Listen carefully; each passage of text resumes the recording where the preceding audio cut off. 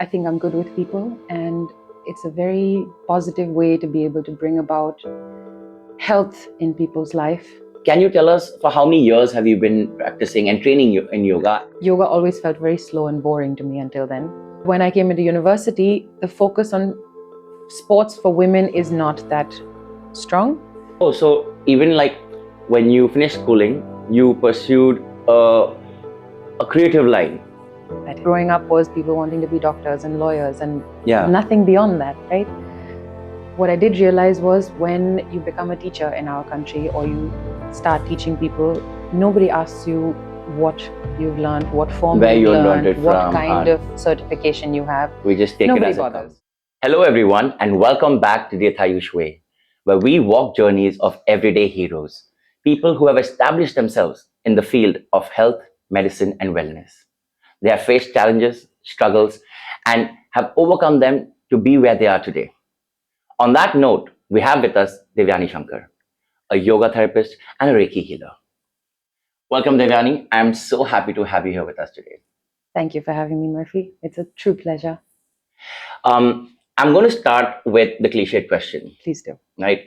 You are a yoga therapist and a Reiki healer, and you have been certified in acupressure. Tell us a little bit about that before I dive into your life. I think I'm good with people, and it's a very positive way to be able to bring about health in people's life, wellness through these processes, and I truly believe in them, and that's why I stand by them. So, for how long have you been a yoga therapist, or been into movement for that matter? I've been into sports since childhood. Through school, I was into athletics. I went into training for dance, as well as gymnastics for a little bit. But when I had a slip disc in my back is when I turned to yoga. And I've never looked back because it's been the most transformative form of putting myself together. So before I get into the details of what you just shared, because that sounds like a very interesting story, for our audience out there, can you tell us for how many years have you been practicing and training in yoga, and how do you certify yourself as a yoga therapist? So I came about yoga for the first time in 2012 when I had the injury in my back. Before that, it was always some sort of athletics or something more intense in terms of movement. Yoga always felt very slow and boring to me until then, till I turned to it after the injury and realized there was nothing more healing and more powerful than the way it builds the body from within. I have now been teaching and helping people heal for about 9 years. The government body through which I was certified right in the beginning was the Ministry of Ayush and Morarji Desai National Institute of Yoga in Delhi. I did a couple of certifications from there. What I did realize was when you become a teacher in our country or you start teaching people, nobody asks you what you've learned, what form Where you've you learned learned, it what from, kind of certification you have. We just take Nobody it as it bothers, comes. right? But because I fluctuate a lot between India and Europe, I realized I wanted to be able to help people heal abroad as well. And I didn't want to be limited to our country. And the body that helps certify you through that is Yoga Alliance, which is an American NPO. Okay. And so now you're certified to train people here and everywhere else. Absolutely. That's amazing. But now, as I said, I want to understand where you got inspiration from. Were you always meant to get into movement? Was it something that you were passionate towards as a child, or did it just happen to come your way? I think having been an athlete and a sports person since I was very, very young, the concept of movement helping the body function better has been very innate to my being. And with the injury, I realized when your mobility is limited, it affects your mind very deeply, right? And to overcome that and to understand that journey helps me understand people's journeys and help them through it better. And I don't think there's any other thing I can see myself doing for the rest of my life. So sounds like you found your calling. I think so. You said you were an athlete and a sports person. Was that just like interclass, inter school, or Right. like... So having been in sports and an athlete since childhood through school, I played a lot of badminton, volleyball, table tennis, badminton, zonal levels, almost state level for football. But when I came into university, the focus on sports for women is not that strong. And I had to find different channels to put my energy into. So through university, it was theater, and outside university, it was dance. Oh, so even like when you finished schooling, you pursued a creative line, I did. unlike others who are like doing a BCom or a Right, BA. because our general concept as we were growing up was people wanting to be doctors and lawyers and Yeah. nothing beyond that, right? So you were one of the few who took who had the courage to take that step. Okay, let me do this. As I have to say, as hard as it was to not conform to typical societal peer pressure, there is an honesty and a truth to the path I chose, which somehow managed to keep me strong enough to keep going. And it's not normal. It's not norm to Yeah, conform. I mean, I would love to ask, um, how did your family take to it? Were they supportive? Were they passively supportive or completely against? Okay, so it helped to have a very supportive family in terms of whatever I've ever wanted to do. I did, after university, get into public relations for about 4 years. Okay. I was helping build the business development in terms of client relations, all of that. But being in a corporate structure, somehow it was not something I could get myself to do. But then the question is why? I mean, you were doing theater and dance. Right. So why shift to public relations? Because I was told that I was good with people and that I'd be good at it. And I wanted to try. Okay, was it and like the society pressure to earn and have like Absolutely, because if you're not doing something typical, you're considered an outcast. so that was a factor. Yeah. And my parents wanted me to be able to hold a job if I really had to hold a job. And I did conscientiously attempt to do it for 4 years. For 4 years. 4 years. And during that time, did you still pursue dance or did you leave everything behind? Everything. You left everything. Mm-hmm. To focus on it, because when you're in that, you're there 9 to 5, you're constantly focusing on that. You don't have time. Was it really 9 to 5? Okay, or 9 to 6:30. But again, my mind is such that I cannot be at work beyond 6:30. You know, I would like to have a social life. I would like to be able to do other things, and people can't handle. I mean, you're fresh out of college. You're young. You want to find yourself through engaging yourself in social activities. Yeah, but that's where it comes down to, right? You have a limited amount of energy that you can expend on certain things. Once you have spent that entire day at work, you expended that energy. You don't have the bandwidth to be able to do anything else anymore. Maybe in the first early 20s, but after that, no. Right, absolutely. So at some point, I realized that it was giving me so much stress that it started making me fall sick. I got jaundice in a winter time, which jaundice is not a winter usually a disease, monsoon, right? Yeah. Or summer thing. But I realized that this was how stress was showing up in my body. And that's when the slip disc happened as well. And well, this was like back to back. And I realized I did not want to be able to have to convince myself to go into work, which was something I didn't like doing. And I had to force myself to do just because society tells you it's something you have to do and be able to do. And I chose to switch to something that helped me feel better about myself and helped other people feel better about themselves. And that was yoga. But then that fear that if you leave this lucrative corporate job behind and get into something different, an alternative aspect, path not taken, then how would you financially, especially in the city life, sustain yourself? I think when you do something you love, it doesn't feel like work. That is true. And when you're not working for somebody, it doesn't feel like a 9 to 5. You can do it longer. Yeah, but it doesn't feel like money either. I have to tell you, it helps to be able to tap into different kinds of walks of life, because I don't just teach one-on-one. I also take group sessions. I also get invited to corporates that need lectures on how to deal with stress, because there isn't a single person that doesn't have stress. And yoga is the simplest, easiest way to be able to battle that, tackle that, deal with that on a daily basis. But one can say that is now after 9 years. But can we know how long did it take for you to actually feel not just content and happy with yourself for choosing this field, but also from a financial point of view, because I think that's something everyone will be very interested in. Like, we will come to the health and healing part, but if we can't take care of ourselves, how can we take care of others, right? Right. So after 9 years, okay, you give talks at corporates, at corporate events, you take one-on-one sessions, you take group sessions, you travel the world and train in yoga. And yes, that sounds something that will give you also a good financial health. But was it like that from the start, or was it a big struggle? I don't think it was a struggle, because I hate to sound like it came easy, but it did come easy. Again, I reinstate that doing something you love doesn't feel like work. So from the get go, you're doing something you love so much that it doesn't matter how much you're getting in the beginning. Mm-hmm. I would say a few months to stabilize. That's Okay. not long. That's not long, actually. That's not long. Sometimes it takes people years to stabilize. Yeah. So I think I've been lucky in that aspect, but I don't think anybody trying to pursue this field would be unlucky. I don't think it's a matter of luck. I mean, yes, there is luck for sure. We all have some luck with us.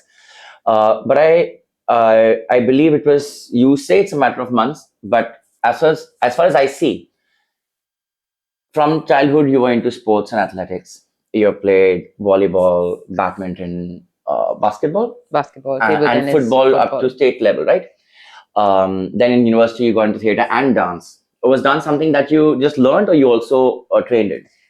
I started learning, but I enjoyed it so much. Within a first few months, I think they asked me to start training with them and teaching too. And so you were teaching dance as well. Mhm. And for how many years? 3.5 years. 3. So you see, like, how there's so many years of various skills in movement itself that you Correct. trained yourself and that you honed, which is why I feel that it just took a few months for you to Slip excel into in this mode. Yeah. yoga. Yeah. And then add your personality and your communication skills to the mix, and it's a win. It's a win. um so but I want to go back a little bit. The triggering moment where you entered the field of yoga was when you had a slip disc. Right. Now, generally, people say that if you have back issues or lower back issues, then yoga is not meant for such people, and that you should not practice yoga because it will worsen the situation. I think. But in your case, that's not true. So, is this a myth, or is there some truth to it? Like, what's the story with please your? allow me to bust this myth. Yeah. and say, when my slip disc happened, and of course it varies person to person because it depends on the severity, it depends on the location. I think I was fortunate enough to be able to not have it at a level which was severe enough, although I was advised surgery.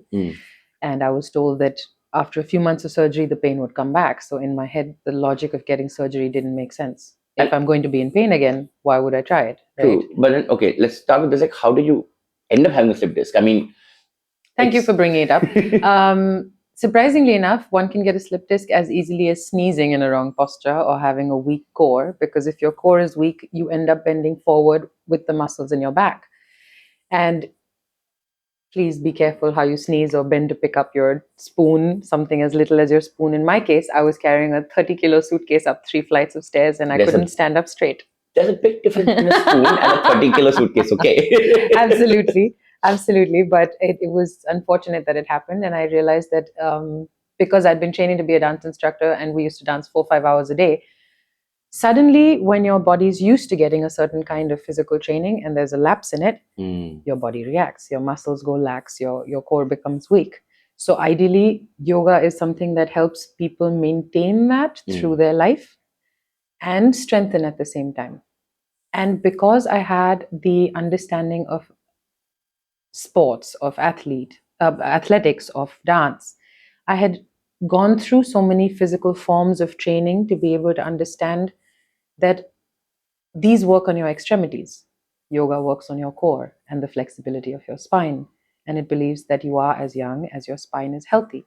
And from childhood, all we learn is to bend forward. Nobody teaches us we need to bend backward as much to strengthen your spine and flexibility as much. But did you know all this? Not at before? all. Not till I found yoga. Not till I found yoga. And to answer your question about people say that if you have a back problem, you shouldn't do yoga, I think you need the right kind of guidance to be able to understand what movement is helping you heal in that particular case. Yeah, because I get it. Nowadays, in the age of the internet and social media and all these channels, there's nothing you can't learn by yourself. Right. I guess when it comes to any kind of movement, just learning it randomly can be a hindrance. Right, because you can watch a video and attempt it, but nobody's there to correct your alignment, your posture, which could lead to injuries, which we don't even understand how to fix. You can't go to a doctor and say, I was doing Anulom Vilom and I did it wrong. He wouldn't know how to fix you. So coming back to your injury, when they said that you need surgery, but even after that, there'll be pain. What happened? Like, where did you go from there? I was fortunate enough to, one of my first dance instructors, she asked me to go meet a lady who could help me in the situation. She was a Reiki healer and an acupressurist and an Ayurvedic doctor, all these multiple forms of healing. And she told me, she said, if you go do a session with her, if it doesn't work, don't do it again. You can go ahead with your surgery. If I had not met her, I think I would have had surgery after surgery and been in pain even now. I went to her at a situation where it used to take me 15 minutes to turn over in bed. I was in that much pain with my back. And within 3 sessions of acupressure and a little bit of yogic movement, I felt like I could run. And the impact of it was so strong that I understood this was something I wanted to be able to help people heal through, because I always wanted to be a psychologist, but I knew that it would drain me because I emotionally connect with people so much. This felt like the ideal way to be able to positively help people heal without taking on any pain in return. Healing myself and them. So this slip disc actually helped you find your way into healing. Absolutely. Not just yourself, but others too. Yes. So where did your journey take you from there? I first started formal training with Morarji Desai National Institute of Yoga. Then I went to Mysore to do Yoga Alliance certification, and I did a 500-hour certification because that's the highest one can do. Nothing beyond that. 500 hours. How many days is that? 2 months. 2 months. 2 months of rigorous training. So it was like a boot camp. From 5 a.m. to 7 p.m. in the evening. Theory, physical training, everything. Wow. And but must have been intense and amazing. It changes your mind. And you meet such amazing people, right? Like-minded people there. Absolutely. Very different, but somewhere similar. Absolutely. And I think not that everybody needs to go to a yoga boot camp to like recalibrate their mind, but even a touch of it in your life can help you feel so much more together and so much more whole. Now you've become this therapist in yoga. You have 9 years, under your belt. Is there any other form of healing that you have ventured into? Reiki. Because I hadn't encountered it till this lady tried it on me, and before that it felt like such hocus pocus, because how can somebody's palms just help you heal? But why do we have doctors? Right. And we've grown up with, you go take a pill for something, or you go to get a surgery for something. Not a lot of people still believe in alternative forms of healing. And unfortunately, we've in our country had this for thousands of years. Whether it's Ayurveda, whether it's yoga, they've stood the test of time. And allopathic medication, unfortunately, is more recent, but more prevalent, more pervasive. And people trust doctors more than somebody who doesn't have some sort of, proof to show you that something is wrong with you. How can you just trust energy if you don't see it? And that was the case with you also. Absolutely. For the longest time. And then when I tried Reiki, I said, wait a second, there's something here. And I wanted to try it. And I kind of feel like a magician now, because I could just like take pain away just with my palms, but it really works. That's amazing. It really works. So you wanted to be a psychologist, but found yourself better apt in these means of healing. Reiki, yoga. Less intrusive to the mind somehow. Is there anything else? Acupressure. I also counsel people in terms of like mental states of being, because that's the first way of understanding what somebody's going through, to be able to customize what they need and what kind of a pattern. Understand them to not fix, I would say, but to plan something that works best for them. Yeah, and help recalibrate their mind to be able to function physically Mm. better and feel more whole. So, in these 9 years, is there any highlighting moment that that will be one of the core memories forever types? I would like to say many, but I have to say every time I teach somebody or I have a session with somebody, I see a huge difference between the way they are from the beginning of the session to the end of the session, whether it's 5 people in front of me, whether it's 500 people in front of me. And to be able to bring about that positive change in somebody's state of mind within just an hour of sitting in front of them, Yeah. just brings a lot of peace. And Yeah, it just, can it's be a very so, euphoric and feeling. yeah. It heals me to heal them. And I like to add this here, like we at AthAyush completely get the space you're coming from. Yes, we should trust our doctors and allopathic medicine. When you break your leg tomorrow, you need surgery, you need a cast, you need the pain meds, otherwise boy does hurt. Um, but over here we believe that holistic health is where we can bridge all these disciplines. Yeah.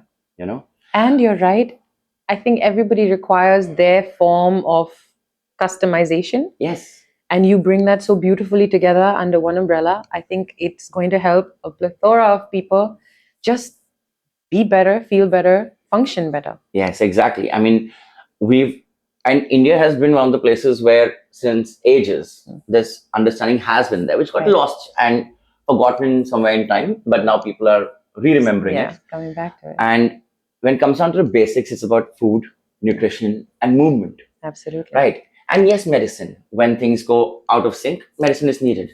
But it's not either or situation. And here we have you representing one part of that world, coming from the other, where you didn't believe in these aspects at first, but you belong to the field of movement from childhood. Your soul belonged there. And wherever your life took you, sports, dance, theater, PR, slip disc. That's a big bump. Yes. It all led you to find yourself in this. And it's thanks to that we have you here. Thank you. Sharing that knowledge, sharing that that power to heal with the people. You said you're finishing 9 years, and I'm so happy that your 10th year is going to be with AthAyush. I love that aspect. Yes, thank you. On that note, I'd like to end this episode by saying that this conversation has been truly insightful. I look forward to seeing your face in the panel of AthAyush health experts, for people to know that when they come to AthAyush, they have someone like you to take care of them, to heal them. And I think together there's so much that we can bring in terms of healing to this world. So thank you for coming. Thank you for giving us your time. Thank you for having me, Murphy. An honor to have you with us. It's an honor to be here. I think you're doing some great work, and I wish you all the very best, and I hope it's very, very fruitful. I think everybody can benefit from this. Thank you so much. Thank you.